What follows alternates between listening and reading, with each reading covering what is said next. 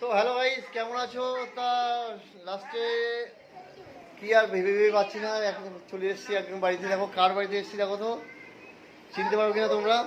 দেখো পূর্ণিমাদের বাড়িতে চলে এসেছি, খুঁজতে খুঁজতে খুঁজতে খুঁজতে চলে গেছিলাম স্টেশনের দিকে, আবার ব্যাগে চলে এসেছি। মানে খুঁজতে খুঁজতে গৌতম দা চলে এসেছে আমাদের বাড়িতে। আমার বাড়িতে বেশি দূর না, অশোকনগর আমার বাড়ি, যে কেউ আসতে পারে। তো প্রথমবার আসতে একটু সমস্যা হয়, তো আমারও খুব ভালো লাগলো গৌতম দা আমাদের বাড়িতে এসেছে বলে। আমার বিশেষ করে বন্ধুরা আমার খুব খুব ভালো লেগেছে।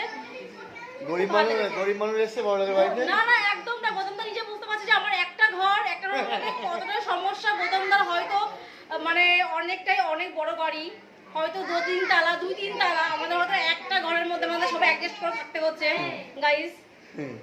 তা এইদিকে আমার গিন্নি আছে পাশে বসে, ওনাকে সাথে নিয়ে এসেছি। কিন্তু সেটাকে আমি আর ভালো হতো, কিছু হতাম। আর এদিকে আরেকজন আছে, দেখে তোমাকে তোমরা সবাই চিনতে পারবে। দেখো,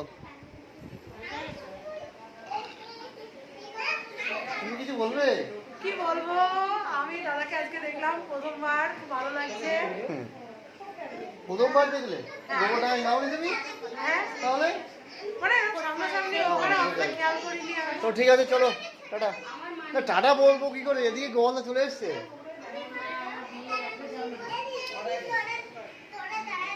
ওকে বাই।